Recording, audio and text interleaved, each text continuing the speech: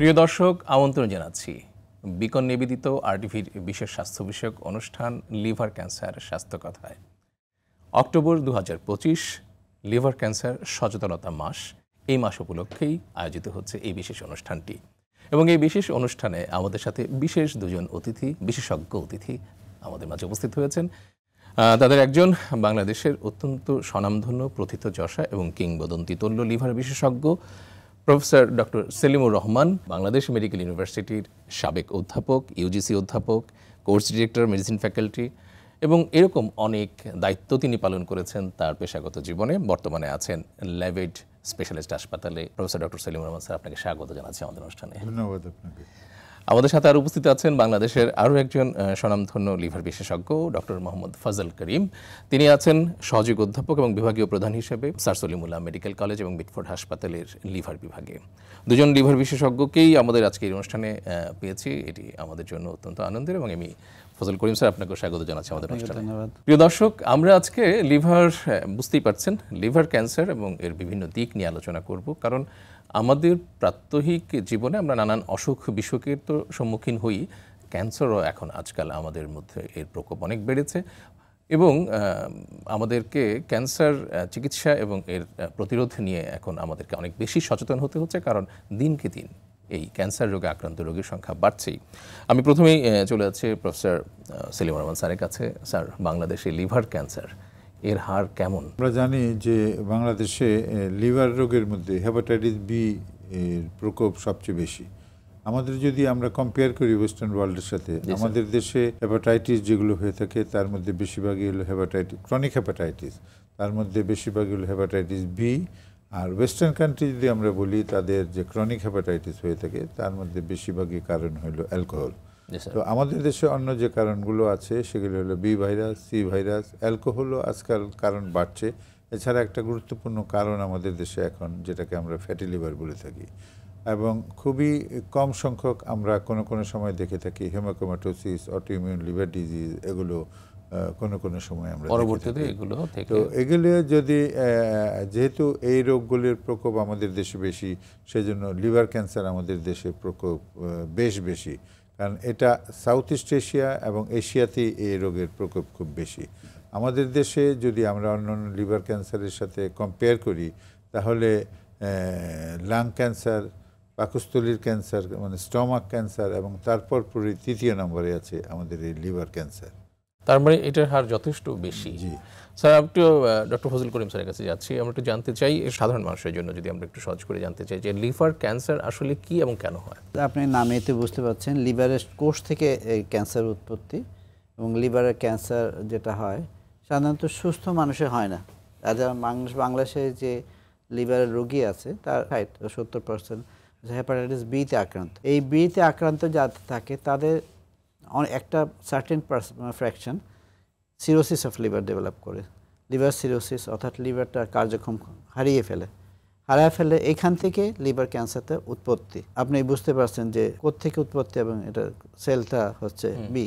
কারণ আপনাদের আলোচনার মধ্যে কিছুটা উঠে এসছে যে হেপাটাইটিস বি, সি এবং হেমাটোমাটোসিস। আর কি এর বাইরে আর কিছু কারণ আছে কিনা? এর বাইরে হচ্ছে অটোইমিউন হেপাটাইটিস আছে, হেমাটোমাটোসিস, কিন্তু এটা মানে পার্সেন্টেজ অনেক কম। ফ্যাটি লিভার থেকে স্যার লিভার ক্যান্সার হওয়ার সম্ভাবনা কতটুকু? ফ্যাটি লিভার বর্তমানে খুবই একটা আলোচনার বিষয়বস্তু, কারণ হচ্ছে ফ্যাটি লিভারকে আমরা সবসময় অবজ্ঞা করে আসছিলাম যে ফ্যাটি লিভার আর কি, কোনো ব্যাপারই না, আলট্রাসোনোলজিস্টের কাছে গেলেই ফ্যাটি লিভার লিখে দেয়। আসলে ফ্যাটি লিভার আসলে আমরা যেভাবে করেছি, অবহেলা করছে, ফ্যাটি লিভার থেকে প্রায় 40 থেকে 50% অনেক সময় দেখা যায় যে ন্যাশ ডেভেলপ করে, অর্থাৎ ওখান থেকে লিভার ড্যামেজ শুরু হয়। এই ড্যামেজ থেকে লিভার সিরোসিস এবং লিভার ইভেন ক্যান্সার পর্যন্ত আমরা পেয়ে থাকি। স্যার, লিভার ক্যান্সারের লক্ষণগুলো কি? আমরা কি দেখলে বুঝবো যে এটি হতে পারে? বেশিরভাগ ক্ষেত্রে লিভার ক্যান্সারের কোনো লক্ষণ ছাড়াও লিভার ক্যান্সার হতে পারে।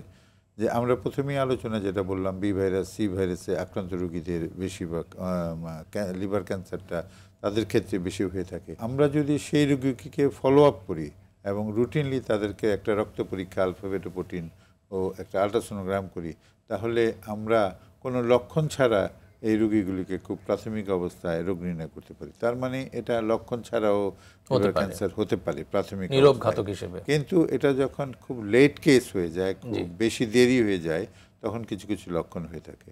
তো বেশিরভাগ রোগী আমাদের কাছে আসে বি ভাইরাস রোগী কিংবা সি ভাইরাস রোগী কিংবা জানে কিংবা জানে না। তারা ডান দিকে, পেটের ডান দিকে উপরের দিকে যেখানে লিভার থাকে সেখানে ব্যথা নিয়ে আসতে পারে। এছাড়া কোনো কোনো সময় আমরা দেখি খুব বেশি লেট কেস কোনো একটা চাকা নিয়ে আসতে পারে আমাদের কাছে, যে ডান দিকে আমার একটা চাকা হয়েছে। হ্যাঁ, এছাড়া আমাদের যে অন্যান্য লক্ষণগুলো আছে, ক্ষুধামন্দা, বমি বমি ভাব, অবসাদ, এগুলো নিয়ে আমাদের কাছে কোনো কোনো সময় আসে। এছাড়া আমাদের কাছে জন্ডিস নিয়ে রোগীরা আসতে পারে। এবং যে লিভার সিরোসিস, যে আমাদের প্রফেসর ফজল করিম বললেন যে লিভার সিরোসিস হয়ে যায়, এই লিভার সিরোসিসের যে জটিলতাগুলো আছে সেগুলো নিয়েও আমাদের কাছে প্রাথমিক অবস্থায় আসতে পারে। যেরকম কোনো রুগী রক্তবমি, রক্ত পায়খানা নিয়ে আসতে পারে, কোনো রুগী অজ্ঞান হয়ে আসতে পারে, কোনো রুগী পেটে পানি নিয়ে আসতে পারে। এগুলি সবগুলি আসলে লক্ষণ হতে পারে। স্যার, সারা পৃথিবীতে লিভার ক্যান্সারের যে একটা পরিস্থিতি আছে, বৈশ্বিক যে পরিস্থিতি আছে, তার প্রেক্ষিতে বাংলাদেশে এটার অবস্থানটা কেমন? সারা বিশ্বে যেটা হচ্ছে নিয়ারলি 1 মিলিয়নের কাছাকাছি 8 লাখের মতো আক্রান্ত হয়, এবং এটা খারাপ দিক হচ্ছে যে এর মধ্যে 7 লাখই মৃত্যুবরণ করে। কারণ হচ্ছে স্যার অলরেডি বলছেন যে এটা হচ্ছে নীরব ঘাতক। প্রথম প্রাথমিক অবস্থায় কেউ টের পায় না, যখন টের পায় তখন অলরেডি অনেক দেরি হয়ে গেছে। ফলে ট্রিটমেন্ট অপশন যেটা আছে, যে কারণে লিভার অ্যাওয়ারনেস মাস পালন করা, সেই যে আর্লি ডিটেকশন, মানে আগে যদি আমরা নির্ণয় করতে পারি তাহলে অনেক রোগীকে আমরা বাঁচিয়ে ফেলতে পারি, সেটা হচ্ছে না। ফলে হচ্ছে অনেক রোগী এর জন্য মৃত্যুবরণ করেন। বাংলাদেশেও তাই হচ্ছে। আমরা যে রোগীগুলি পেয়ে থাকি, আমাদেরই স্যারের একটা আছে, স্টাডি আছে, সেখানে 50-60% দেখা যাচ্ছে তার টিউমার সাইজ অনেক বড়, 10-12 সেন্টিমিটার মতো। তখন দেখা যায় এই রোগীগুলি আমরা সার্জারিতে পারি না করতে। যেটা পারি সেটা হচ্ছে লোকাল অ্যাবিলিটিভ আছে, কিমোথেরাপি আছে, সেগুলোই আমরা করতে পারি। কিন্তু এটাতে আপনার প্যালিয়েটিভ হয়, মানে রোগীর মানে কিউরেটিভ সাইডটা আর কিছু করা যাচ্ছে না। তো এই যে হেপাটাইটিস বি এবং সি ভাইরাস থেকে লিভার ক্যান্সার হতে পারে, কিন্তু হেপাটাইটিস বি এর তো ভ্যাকসিন আছে। তো যারা ভ্যাকসিন দিয়েছেন তারা কি এটা আশা করতে পারেন যে তারা এই হেপাটাইটিস বি থেকে ভালো থাকবেন এবং তাদের লিভার ক্যান্সার হবে না? অবশ্যই, কারণ এখন তো এটা তো আমাদের দেশে যারা নতুন প্রজন্ম আছে এটা ওরা বেনিফিট পাবে, ইপিএ শিডিউলের মধ্যেই ভ্যাকসিনটা দেওয়া হচ্ছে। কিন্তু যারা অলরেডি আছে 40-50 বছর বয়স, তারা তো আগেই, তাদেরকে তো আমরা, তারা ধরা পড়া হয় বিদেশ যাওয়ার সময়, হয়তো একটা চাকরি পেয়েছে সৌদি আরব বা কোথাও, চাকরি স্ক্রিনিং এর সময়, অথবা কাউকে ব্লাড দিতে গেছে, তখন হয়তো নিন হয়। হেপাটাইটিস সি এর কি কোনো ভ্যাকসিন কি আসার সম্ভাবনা আছে? না, হেপাটাইটিস সি এর ভ্যাকসিন নাই, কিন্তু মানে ভালো দিক হচ্ছে যে ট্রিটমেন্ট যেটা আমাদের বাজারে আছে খুবই সাকসেসফুল। মানে বি এবং সি দুই ক্ষেত্রে এই ট্রিটমেন্ট এখন, হ্যাঁ দুইটাই আছে, কিন্তু সি এর ট্রিটমেন্ট আরো ভালো। 98-99% সাকসেসফুল ট্রিটমেন্ট। ওকে, এই ট্রিটমেন্টটা কেমন ব্যয়বহুল? ব্যয়বহুল হচ্ছে 1 লাখ টাকার মতো পড়ে। তো আমাদের সরকার অনেক রোগীকে ফ্রি দিয়ে থাকে। প্রায় হচ্ছে আমাদের যে হসপিটালে যে রোগী ভর্তি হয় আমরা অনেককে পাঠিয়ে দিই, আবার প্রাইভেটে অনেকে বহন করে, অনেকের জন্য তো 1 লাখ টাকার সমস্যা না। কিন্তু অনেক রোগীকে আমরা ওই সেই পদ্ধতির মাধ্যমে পাঠিয়ে দিলে পেয়ে যায়। স্যার, ওই লিভার ক্যান্সার যখন হয় আর কি, আলোচনার মধ্যে কিছুটা উঠে এসছে, তারপর আমরা একটু আলাদা করে একটু জানতে চাচ্ছিলাম যে একটা পেশেন্টের যখন প্রাথমিকভাবে তার একটা লিভার ক্যান্সার সম্ভাবনা মনে হচ্ছে, তো সেই ক্ষেত্রে তখন পরীক্ষা নিরীক্ষাগুলো কি হয় তাকে টু কনফার্ম দ্য ডায়াগনোসিস? আমরা আসলে সবসময় ধরিয়ে নেই যে যার হেপাটাইটিস বি আছে কিংবা যার হেপাটাইটিস বির সাথে সিরোসিস আছে, শুধু একা হেপাটাইটিস বিও কিন্তু লিভার ক্যান্সার করতে পারে, শুধু একা সিরোসিসও লিভার ক্যান্সার করতে পারে। দুটার যখন কম্বিনেশন হয় তখন আরও বেশি সম্ভাবনা বেড়ে যায়। তো যেটাকে আমি বলে থাকি যে সিরোসিস ইন হেপাটাইটিস বি, এটা একটা খুব উর্বর ক্ষেত্র লিভার ক্যান্সার ডেভেলপ করার জন্য। কাজে এই রোগীকে আমাদেরকে ফলো আপ করতে হবে যদি আমরা আর্লি ডায়াগনোসিস করতে চাই। কীরকম উন্নত দেশেও এটা ফলো আপ করে, আমাদের দেশে সরকারিভাবে আমরা করতে পারি না, কিন্তু ব্যক্তিগতভাবে যারা এফোর্ড করতে পারে তাদেরকে আমরা ফলো আপ করি। কী দিয়ে ফলো আপ করি? রোগীকে আমরা আসতে বলি, দুটো পরীক্ষা বিশেষ করে, একটা হলো আলফা ফেটোপ্রোটিন রক্তের পরীক্ষা, একটা হলো একটা আলট্রাসোনোগ্রাম লিভারের করলে আমরা খুব প্রাথমিক অবস্থায় লিভার ক্যান্সারটা নির্ণয় করতে পারি। সেই স্টেজে যদি আমরা নির্ণয় করতে পারি তাহলে রোগীকে আমরা কমপ্লিট কিউর দিতে পারি, মানে সম্পূর্ণ আরোগ্য দান করতে পারবো। সেই জন্য আমাদের এই জিনিসটা ফলো আপ করতে পারবে। তার মানে হচ্ছে যে প্রাথমিক অবস্থায় যদি রোগটা ধরা পড়ে প্রিয় দর্শক, তাহলে চিকিৎসার মাধ্যমে এই রোগটি পুরোপুরি ভালো করে ফেলা সম্ভব। আর সেই কারণেই আসলে আমাদের এই সচেতনতামূলক আয়োজনগুলো, যেন আমরা বুঝতে পারি যে আমাদের কখন চিকিৎসকের কাছে যেতে হবে এবং আমাদেরকে কখন সচেতন হতে হবে আমাদের শরীর নিয়ে, আমাদের স্বাস্থ্য নিয়ে। আপনাকে আন্তরিক ধন্যবাদ। প্রিয় দর্শক, আপনারা দেখছেন বিকন প্রেজেন্টস, RTVর বিশেষ স্বাস্থ্য বিষয়ক অনুষ্ঠান লিভার ক্যান্সার স্বাস্থ্য কথা। নিচ্ছি ছোট্ট একটা বিরতি, বিরতির পরে আবারও ফিরে আসবে আলোচনায়। সে পর্যন্ত আমাদের সাথেই থাকুন।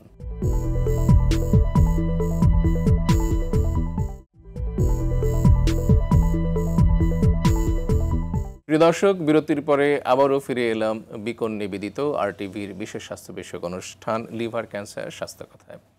অক্টোবর 2025 লিভার ক্যান্সার সচেতনতা মাস এবং এই মাস উপলক্ষে আমাদের এই বিশেষ আয়োজন। আমাদের সাথে উপস্থিত আছেন আজকে স্টুডিওতে বাংলাদেশের দুজন প্রথিতযশা লিভার বিশেষজ্ঞ professor doctor Selimur Rahman sir এবং আছেন ডক্টর মোহাম্মদ ফজলে করিম স্যার। প্রিয় দর্শক, আমরা লিভার ক্যান্সারের বিভিন্ন দিক নিয়ে আলোচনা করছিলাম। আমি চলে যাচ্ছি বিরতির পরে ডক্টর ফজল করিম স্যারের কাছে। স্যার, আমরা একটু জানতে চাই একটা বিষয়, সেটি হচ্ছে যে এই লিভার ক্যান্সার এটি কি কোনো বংশগত রোগ কিনা, বা বংশে কারো আছে এই জন্য কি রোগীরা বাড়তি কোনো সচেতনতা অবলম্বন করবে কিনা? না, সাধারণত বংশগত না, খুব লো পার্সেন্টেজ বা বংশগত হতে পারে, সেটা গণনার মধ্যেই আসে না। প্রধানত হেপাটাইটিস বি, সি সেটা একটা আছে, মা থেকে বাচ্চার হতে পারে যদি মাকে গর্ভাবস্থায় চিকিৎসা না করা হয়, অথবা ভূমিষ্ঠের পর বার্থ ভ্যাকসিনেশন যেটা আমরা বলে থাকি সেটা না হয়, সেখান থেকে ট্রান্সমিট হতে পারে। তবে বংশগত অবশ্যই না। ট্রান্সমিশন একজন থেকে আরেক জায়গায় ছড়িয়ে পড়তে পারে এবং ছড়ানোর প্রধান মাধ্যম হচ্ছে রক্ত এবং ব্লাড অ্যান্ড ব্লাড প্রোডাক্টস বলা হয়, সেইখান থেকে হতে পারে। আর আমাদের দেশে যেটা হচ্ছে যে আগে মনে করা হতো যে সার্কামসিশন, এখন তো সেটার পার্সেন্টেজ অনেক কমে গেছে, সেখান থেকে একটা গ্রুপ আসতো। দাঁতের চিকিৎসা অনেকক্ষণ পেয়ে যেত, তারপর নাপিত থেকে পেয়ে যেত। তো এটার পার্সেন্টেজ আসলে আমরা জানি না, তবে আমরা বর্তমানে পার্সেন্টেজ অনেক কম, 5-এর নিচে আছে, এটা ভালো দিক আর কি। স্যার, আমাদের যে খাদ্যাভ্যাস, প্রতিদিনের যে খাদ্যাভ্যাস, এর সাথে কি কোনো সম্পর্ক আছে কি না এই অসুখের? খাদ্যাভ্যাসের সঙ্গে ফ্যাটি লিভারের সম্পর্ক তো আছে, যে আমরা আপনার জাঙ্ক ফুড যেটাকে বলে থাকি, জাঙ্ক ফুড আমরা খাই ঠিকই, সে পরিমাণ কনজিউম, যে পরিমাণ এনার্জি গ্রহণ করি সে পরিমাণ ইউজ করি না, ফলে ফ্যাটি লিভার হয়ে যায়। তার মানে দেখা যাচ্ছে খাদ্যাভ্যাস এবং ওবেসিটি দুটোর সাথেই এটা একটি প্রত্যক্ষ না থাকলেও পরোক্ষ সম্পর্ক। প্রফেসর সেলিমুর রহমান স্যার, আমরা স্ক্রিনিংয়ের সম্পর্কে একটু কথা বলছিলাম, যে প্রাথমিকভাবে যদি রোগটা ধরতে পারি তাহলে খুব সফলভাবে আমরা এই চিকিৎসাটা করতে পারি। কোন রোগীদেরকে আমরা সাধারণত এই স্ক্রিনিংয়ের আওতায় আনবো বা আনতে পারি? স্ক্রিনিং আমরা কাকে করব? স্ক্রিনিং যারা এফোর্ড করতে পারে আপনি সবাইকেই করে নিতে পারেন। কারণ দেখবেন বিশ্ব হেপাটাইটিস দিবসের যে স্লোগান থাকে, আপনি আপনার রক্ত পরীক্ষা করুন এবং জেনে নিন আপনার হেপাটাইটিস বি এবং সি আছে কিনা। কারণ প্রতি 10 জনের একজন মাত্র জানে যে তাদের হেপাটাইটিস আছে, বাকি 9 জনে কিন্তু জানে না। কাজেই আমাদের সবাইকে স্ক্রিনিং করে বের করে নিতে হবে যে কার মধ্যে হেপাটাইটিস বি এবং সি আছে। তাদেরকে আমরা, যাদের নেগেটিভ হবে বি, তাদেরকে প্রতিষেধক দেব, আর যাদের পজিটিভ হবে তাদের চিকিৎসার ব্যবস্থা করব। তো এছাড়া যাদের বেশি বেশি হওয়ার সম্ভাবনা আছে তাদেরকে অবশ্যই আমাদের স্ক্রিনিং করতে হবে। যেরকম আমরা যারা ডাক্তারি পেশায় জড়িত আছি, মেডিকেল টেকনোলজি যারা ডাক্তারি পেশায় জড়িত আছে, তাদের হওয়ার সম্ভাবনা খুব বেশি। সার্জন আছে, ডেন্টাল কনসালটেন্ট আছে, তাদের হওয়ার সম্ভব, তাদেরকে অবশ্যই স্ক্রিনিং করতে হবে। কিছু কিছু রোগ আছে যাদের মাঝে মধ্যে রক্ত নিতে হয়, তাদেরকে তাদের হওয়ার সম্ভাবনা থাকে, তাদেরকে স্ক্রিনিং করে হেপাটাইটিস বির ভ্যাকসিন দিতে হবে। এছাড়া কিডনি রোগের কিছু ব্যাপার আছে, যেরকম আমরা ডায়ালাইসিস করি, এই ডায়ালাইসিস থেকে আমাদের হেপাটাইটিস বি, সি হওয়ার সম্ভাবনা খুব বেশি। এই রোগীগুলোকেও ডায়ালাইসিস শুরু করার আগে বি ভাইরাসের ভ্যাকসিন এবং সি ভাইরাস আছে কিনা দেখে নিতে হবে। তাহলে সেভাবে আপনি মেশিনগুলো সেভাবে ব্যবহার করতে পারেন। এগুলো হলো ভালনারেবল পপুলেশন, এদেরকে অবশ্যই স্ক্রিন করতে পারে। এছাড়া আমি যেটা প্রথমেই বললাম, যারা এফোর্ড করতে পারে তাদের সবাইকে একটা রুটিন স্ক্রিনিং যে প্রোগ্রাম সেটার মধ্যে অন্তর্ভুক্ত করতে হবে। একটা পেশেন্টের যখন হেপাটাইটিস বি বা সি হয় বা লিভার সিরোসিস হয়, এই পেশেন্টদের জন্য কি কি সতর্কতা বা কি কি চিকিৎসা বা কি ব্যবস্থা নিলে পরে তারা আর ক্যান্সারের দিকে যাবে না? হেপাটাইটিস বি যদি আমরা শনাক্ত করতে পারি, হেপাটাইটিস সিও যদি শনাক্ত করতে পারি, তাহলে অবশ্যই আমরা যদি তাদেরকে চিকিৎসা করি তাহলে তাদের লিভার ক্যান্সার হওয়ার সম্ভাবনা অনেক অনেক কমে যাবে। এছাড়া যাদের হেপাটাইটিস আছে তাদেরকে, যাদের হয়ে যাবে তাদেরকে যেন হওয়ার সাথে সাথে কিংবা আর্লি স্টেজে, যেটা আমরা এতক্ষণ আলোচনা করলাম, এই আর্লি স্টেজে তাদেরকে ডিটেকশন করে অলমোস্ট একটা কিউরেবল সিচুয়েশনের দিকে আমরা তাকে নিয়ে যেতে পারি। সেজন্য আমাদেরকে এই ক্যারিয়ার পেশেন্টগুলোকে স্ক্রিনিং করতে হবে for liver cancer, specially with alpha fetoprotein ও ultrasonogram. Doctor Fazle Karim sir, আপনার কাছে একটু জানতে চাচ্ছি যে এই যে হেপাটাইটিস বি বা সি পজিটিভ হওয়া একটা পেশেন্টের, এরপরে লিভার ক্যান্সার বা লিভার সিরোসিস, তারপর লিভার ক্যান্সার, এই মাঝখানে এই যে জার্নিটা, এই মাঝখানে সময়টা কতটুকু লাগে, কত দিনের মধ্যে এটা হতে পারে? সি এর ক্ষেত্রে বলা যায় যে 15 থেকে 20 বছর মিনিমাম। জি। বি এর ক্ষেত্রে সময়সীমা নাই, কারো হয়তো 2 বছরে হয়ে যেতে পারে, আরও সময় লাগতে পারে।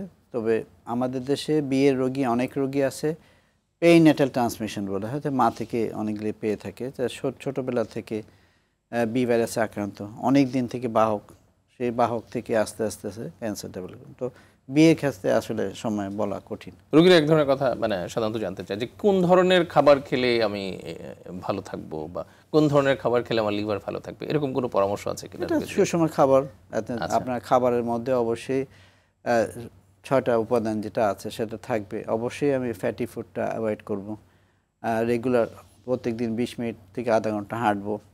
তারপর এক্সট্রা যে তেল যেগুলো আছে, আপনার বেশি অয়েলি খাবারটা খাবো না, বেশি মশলাযুক্ত খাবার খাবো না, যেগুলোতে ফ্যাট এবং ক্যালোরি বেশি, ফ্যাট ক্যালোরি সেইগুলি খাবারকে আমার অ্যাভয়েড করব। ভেজিটেবলস বেশি খেতে হবে, ফাইবার জাতীয় খাবারটা অ্যাভয়েড খেতে হবে। আমাদের এখন যে ওবেসিটি একটা তো গ্লোবাল প্রবলেম, এমনকি আমাদের বাংলাদেশেও মানে মানুষের, বিশেষ করে বাচ্চাদের তো বটেই, মাঝবয়সীও আমরা যারা আছি আমাদের ওজন বেড়ে যাচ্ছে, এবং এই ওজন বৃদ্ধির সাথেও তো এটার একটা সম্পর্ক আছে, ফ্যাটি লিভার থেকে এটা হচ্ছে। তার মানে আমরা যদি ওবেসিটিটাকে নিয়ন্ত্রণ করতে পারি তাহলে অনেকটাই আমরা ভালো থাকতে পারবো। আমরা যদি লিভার ক্যান্সারকে না ধরি, আমরা যদি লিভারের রোগ কিংবা জন্ডিসকে ধরি, তাহলে কিন্তু খাবারের সম্পর্ক খুবই ওতপ্রোতভাবে জড়িত। বিশেষ করে আমরা যে জন্ডিসগুলি আমাদের সোসাইটিতে দেখি, রুগী দেখি আমরা, অ্যাকিউট হেপাটাইটিস যেটাকে বলি, এর বেশিরভাগই কিন্তু অ্যাডাল্টে এই ভাইরাস, বাচ্চাদের এ ভাইরাস। তো এগুলো খাবার কিংবা পানিবাহিত রোগ। তো আমাদের অবশ্যই তাহলে এটাকে যদি আমরা প্রিভেন্ট করতে চাই তাহলে আমাদেরকে বিশুদ্ধ খাবার, বিশুদ্ধ পানি খেতে হবে। কারণ আমরা যদি বাইরের খোলা খাবার, যেটা কন্টামিনেটেড উইথ হেপাটাইটিস ই, আমরা জানি যে হেপাটাইটিস ই এর ওরাফিক্যাল রুটে ট্রান্সমিশন হয়। কারণ যখন অ্যাকিউট রোগীগুলি থাকে তাদের স্টুলে এটা পাস করে তারা, এবং স্টুলটা ওয়াটার কিংবা ফুড কন্টামিনেশনে আমরা যখন এটা ইনটেক করি তখন এটা আমাদের রোগটা হয়ে যায়। করোনার সময় কমে গেছিল আমাদের দেশে, এবং এই রোগী আমরা পেতাম না, অনেক। এটা খুব ভালো কথা। করোনার সময় কিন্তু আমরা এই হেপাটাইটিস গুলো খুবই কম সংখ্যায়, করোনার সময় টিবিও অনেক কমে গেছে। আচ্ছা, মানুষের যে সামাজিক দূরত্ব বা হেপাটাইটিসের সম্ভাবনা অনেক, মানুষ কিন্তু হাইজেনিক হয়ে গেছিল, হাত ধুতো ঠিক মতো, খাবার ঠিক মতো খেত, মানুষ বাইরে যেত না, বাইরের খাবার খেত না, এইগুলোর কারণে অনেক অনেক গুণ কমে। তার মানে আমরা যদি এখনো এই স্বাস্থ্য পরামর্শগুলো বা সুস্বাস্থ্যের জন্য যে আমাদের যে পরামর্শগুলো থাকে সেগুলো যদি আমরা মেনে চলি, শারীরিক দূরত্ব মেনে চলি, আমরা হাইজিন মেনে চলি, তাহলে এই লিভার ক্যান্সার এবং লিভার সংক্রান্ত অন্যান্য যে ওষুধগুলো আছে সেগুলো থেকে আমরা ভালো থাকতে পারবো। আমরা প্রায় অনুষ্ঠানের শেষের দিকে এসেছি। ফজল করিম স্যার, আপনাকে ছোট জানতে চাই, লিভার ক্যান্সার যখন একটা পেশেন্টের চিকিৎসা করা হয় বা লিভার ট্রান্সপ্ল্যান্ট করা হয়, এরপরে তার জীবনযাপনটা কেমন হয়? লিভার ক্যান্সার ট্রান্সপ্ল্যান্টের পরে জীবন স্বাভাবিকই হয়, কোনো অসুবিধা নেই। মানে বেশ ডাক্তারের তত্ত্বাবধানে থাকতে হয়, কিছু ওষুধ গ্রহণ করতে হয়, তবে লংজিভিটি অনেক বাড়ে। কিন্তু সমস্যা হচ্ছে কি আর্লি ডিটেকশন নিতে খুব কম। জি। এবং আর্লি ডিটেকশনের জন্য এই সচেতনতা মাস যাতে আমরা আর্লি ছোট, যাতে 2 সেন্টিমিটার 3 সেন্টিমিটার যাতে আমরা নির্ণয় করতে পারি, তাহলে কিন্তু অনেক কিছুই করা যাবে। প্রফেসর সেলিম স্যার, আপনাকে ছোট জানতে চাচ্ছি, সরকারের কাছে কি আপনার কোনো আবেদন আছে কিনা? লিভার ক্যান্সারকে আমি বলে থাকি যে লিভার ক্যান্সারের একটা মূল কারণ আমাদের দেশে আমরা তো দেখলাম হেপাটাইটিস বি। যে আমরা যদি হেপাটাইটিস বির ভ্যাকসিন নেই তাহলে কিন্তু হেপাটাইটিস বি থেকেও প্রোটেক্টেড হবো, আমরা লিভার ক্যান্সার থেকেও প্রোটেক্টেড হবো। তার মানে এটা ইনডাইরেক্টলি একটা ভ্যাকসিন ফর ক্যান্সার, একটা মেজর ক্যান্সার আমাদের দেশে, যেটা থার্ড ডমিনেটিং ক্যান্সার, সেটা থেকে কিন্তু আমরা হেপাটাইটিস বি ভ্যাকসিন নিলে প্রোটেক্টেড থাকবো। কাজে এটা আমাদেরকে করতে হবে। আর হেপাটাইটিস বির ভ্যাকসিনটা সরকার বাচ্চাদের ইপিআই এর মধ্যে ইনকর্পোরেট করেছেন। এটা খুবই আমাদের গ্রেটেস্ট অ্যাচিভমেন্ট, খুবই ভালো অ্যাচিভমেন্ট। এবং তবে আমাদের একটা সাজেশন আছে যে এই যে ধরেন বাচ্চাটা যখন ভূমিষ্ঠ হয় তাকে আমরা ইপিআই শিডিউলে নেই আফটার 6 উইকস, 6 সপ্তাহ পরে। এই যে 6 সপ্তাহের যে গ্যাপটা আছে, এই গ্যাপটাতে কিন্তু বাচ্চাদের হওয়ার সম্ভাবনা আছে। কাজেই মাদার যারা হেপাটাইটিস বি পজিটিভ, আমরা মনে করি এই বাচ্চাদেরকে কিংবা সম্ভব হলে সবাইকে একটা বার্ড ডোজ মানে জন্মের পর হেপাটাইটিস বির যে ভ্যাকসিনটা, এবং আমি মনে করি এটা আমাদের দেশে সম্ভব, কারণ আমাদের দেশে EPI network is very strong.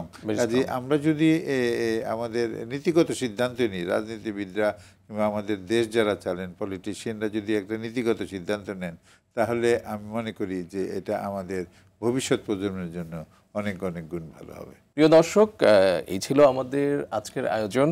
আমাদের সাথে যে দুজন বিশিষ্ট অতিথি ছিলেন, professor doctor Selimur Rahman sir এবং ডক্টর মোহাম্মদ ফজল করিম স্যার, আপনাদের দুজনকেই আরটিভির পক্ষ থেকে, বিকনের পক্ষ থেকে এবং আরটিভির যারা দর্শক শ্রোতা যারা শুনছেন তাদের সকলের পক্ষ থেকে আপনাদেরকে আন্তরিক কৃতজ্ঞতা জানাচ্ছি। আপনাদের এই মূল্যবান আলোচনা এবং তথ্য নিশ্চয়ই আমাদের দর্শকদের সচেতনতা তৈরিতে অনেকটাই কাজে লাগবে বলে আমি মনে করি। প্রিয় দর্শক, এই ছিল আমাদের আজকের আয়োজন। আগামী পর্বে দেখার আমন্ত্রণ জানিয়ে আজকের অনুষ্ঠান এখানেই শেষ করছি। সবাই ভালো থাকবেন, সুস্থ থাকবেন, সুন্দর থাকবেন। আল্লাহ হাফিজ।